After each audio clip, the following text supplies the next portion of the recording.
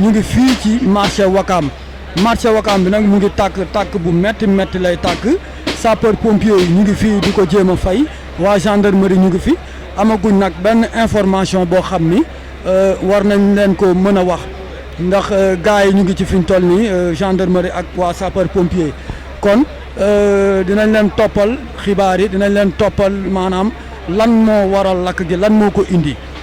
dinañ leen tamit indil dégâts yi nga xam ni moom la lakk gi def kon ñu xool image yi.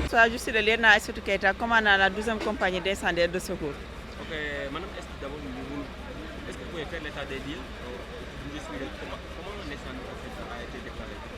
D'accord, tout d'abord permettez-moi de vous dire qu'au début on nous a alerté vers 1h15 pour un feu de magasin au marché de Wakam. Donc quand on est arrivé sur les lieux, le premier engin est arrivé sur les lieux 10 minutes plus tard. Et quand on est arrivé, on a trouvé une importante panache de fumée au niveau de la ruelle, qu'on apercevait à 500 mètres environ. Donc le premier engin, quand il est venu, on a établi, on a arrêté la propagation et on a procédé à l'extinction de l'engin. Maintenant, tout ce qui est de l'origine de l'incendie, nous on saurait pas le dire. Il y a la gendarmerie qui est déjà présente sur les lieux. Donc après, à l'issue, ils font une enquête pour déterminer l'origine de l'incendie. On a vu que vous avez mobilisé 3 camions pour éteindre Oui, c'est pour mesure de sécurité. On a envoyé le maximum d'engins. Comme le secteur, les bouches d'incendie ne sont pas alimentées, il n'y a pas de bouche d'incendie. Et la bouche la plus proche en ce moment-là, on est obligé d'aller jusqu'à l'université. C'est pourquoi on a pris la précaution d'envoyer 3 engins d'incendie pour ne pas avoir une rupture de taxe. Vous avez combien d'agents étaient sur place?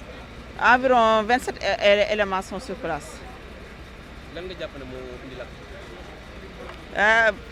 maa ngi présenté wu d'abord maa ngi tudd lieutenant Aïssatou Keita man maay commandé sapeur pompier jëppal Parcelles Assainies ak yu bu aéroport léegi ay 1h15 ay bor 1h15 suñu service yi dañu leen alerté woon pour benn feu de magasin ci Wakam ci marché Wakam bi bu ñu egsi avant ñu doon egsi bu ñu tolloo à peu près 500 mètres la ñu gis benn fumée bu bëri muy dégagé wu parce que c'était visible de loin léegi bu ñu egsee ñu lu ñu ko def mooy jéem a limiter pour feu bi law loolu li ñu ko def bu ñu paree ñu procéder à l'extinction magasin bi bu doon tàkk ñu ubbi ko fay ko léegi nag si kaw loolu nag feu bi fan la jógee ñun fu ñu tenk ni mënaguñu ko wax mais yaa suñu naataangoo gendarmerie ñu ngi fi à côté ci ñoom suñu paree dinañ def gëstu boobu noonu pour jéem a xam fan la feu bi jógee. D'accord loolu pour ñoo bu ñu doon ñëw àndaale neen ñetti oto c'est pour plus de mesures de sécurité comme dañoo ne ci magasin la te xam nañ côté yi amul bouche d'incendie moo tax ñu andi des engins pour en renfort ndax instant bi bouche bu ñu gën a jege bu disponible université la ñu dem pour alimenter wu donc distance lañ doon sóoraale mais yàlla def na ni ñetti engins ñu fi andi sax jeexaluñu sax ndox yëpp mais on est arrivé à bout du feu. 27 éléments la ñu andi moo nekk présentement sur les lieux pour fay ko. Mais c'est mën nga expliquer aussi y a pas de amul victime boo xamante ne am na ci incendie bi. Non jusqu'à présent kenn signalé gul bi victime gisuñu victime te kenn signalé gul donc dañuy jàpp ne instant bi victime amagul. Ok. C'est français, est-ce qu'il y a une victime? Non, il y a pas encore de victime. On n'a pas de victime pour l'instant. D'accord, merci.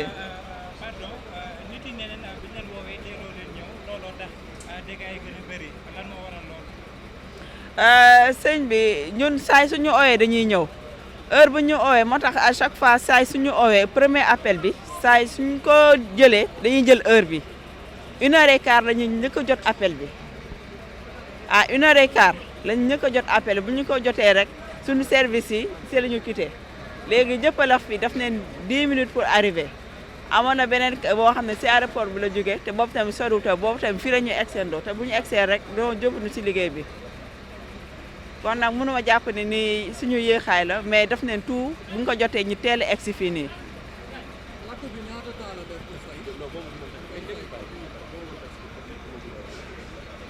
ñi ngi fi egg si ay 1h25 ñu ngi ba 3h du matin moo jot en ce moment là mu ne na donc ça a pris ay 2 heures de temps pour ñu fay lakk bi pour on arrive à bout du feu. jafe-jafe yu mun a wax mais comme guddi la woon te magasin yi dañ koy tëj léegi borom magasin ñoom ils prennent beaucoup de sécurité pour protéger seen marchandise donc suñu ñëwee tamit fekk ñu fi borom magasin pour ubbi ko léegi nag ça va prendre un peu de temps pour la daaj magasin yi daaj rideau de fer yu si nekk pour loolu kese difficulté yooyu rek lañ si jotoo rencontré woon. éléments yi non ils sont bien entraînés ça va alhamdulilah. julli si yonante bi di masawu waa kër Ablaye Faye bi nga xam ne moom boutique bi di remercier aussi autorités compétentes yi fi nekkoon yëpp sapeur pompier gendarmerie kenn desul di remercier aussi taxawaayu jeunesse Wakam ñëpp taxaw vraiment pour que ñëpp masawu leen puis pour jéem a maîtriser incendie bi. bi ngay campagne wax nga maanaam marché bi bokk na ci priorité pour defaraat ko est-ce que bu nga ci delluwaat. waaw marché bi dafa bokk ci priorité suñu mandat parce que fi mu nekk nii ñu ngi càmbar ñu ngi doon xool naka lañ mën defee pour que affaire man ni bañ a amati dañuy jéem a xool marché bi naka lañ koy gën a yaatalee naka la ñuy yaatalee yoon yi naka la ñuy même emplacement anarchique yi yëpp ñu ngi jéem a def tout pour jéem a def pour que vraiment yu mel ni bañ a amati daal. mais ñu ngi wax ne affaire yi branchement clandestin moo ko indi yow lan nga si war a mën liggéey pour mën a dindi loolu.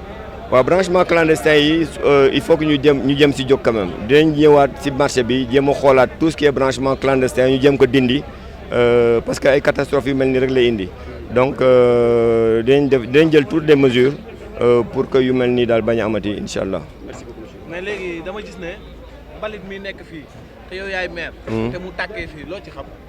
bon mbalit mi en général nit ñi dañ koy génnee pour que oto yi le matin tôt ñu ñëw jël mbalit yi yóbbu moo tax ñu génnee ko nii pendant que nit ñi pour ne pas que mu nekk ci biir donc le matin no balaa ñuy xëy normalement UCG war na jaar jël mbalit yëpp donc moo tax mbalit mi nekk fii mais en principe mbalit bi warul yàgg fii ba le matin dañ dafa war a jóg fii.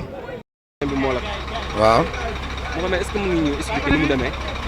bon man dañ ma woo quoi dañ ma woo téléphone rek bon ne ma seen place bi mu ngi tàkk quoi bon avant may jël appels yi war nañu plus de presque 10 appels mais jëluma quoi bon par la suite laa am ku ma jël Ndoye ñu ngi koy wax Ndoye mu ne ma ñëwal sa place mu ngi tàkk bi ma ñëwee fekk na affaire bi jàpp na ba noppi quoi. lan moo nekkoon ci biir boutique bi. waaw bon quincaillerie la quincaillerie c'est normal mu am ay produits comme ay diluants ay affaires yooyu ay peinture genre yu mel noonu moo ci nekk xam naa moo tax mu xaw a graaw sax quoi waaw loolu xam naa moo gën a aggravé affaire bi. mais la nga jàpp boo na xayma ni maanaam li ngeen ñàkk boo na xayma ni si ñàkk yoo war a toll. bon affaire yi moom pour xayma ko nii pour joxe benn prix exact moom du yomb quoi. mais war na mën a mat ay 5-10 millions. waaw dina ko jege moom. waaw sincèrement dina ko jege waaw. mais la nga jàpp ne moo indi lakk bi. bon comme ñun dañ ñëw fekk muy tàkk xamoo commencement lakk-lakk bi parce que ma ñëwee fekk naa muy tàkk ba ci ginnaaw mais man su ma amee man wax dëgg yàlla ku may remercier moom booy Wakaam yi lay doon parce que gis naa ñu taxaw ci taxawaay bu rafet sapeur yi woo nañ leen presque 2 heures de temps jaaruñu fi ñëwuñu xam nga booy ñoo ci nekk di jaayante amuñu ay moyens pour fay ko mais def nañ li ñu mënoon yëpp mais finalement xam naa li la suñu borom bëggoon quoi. mais jàppoon ne nekkul ay branchement clandestin wala nga jàpp ne moo ko lakk wala mu nga xamante ne peut-être ay fuite d'électricité bu lakk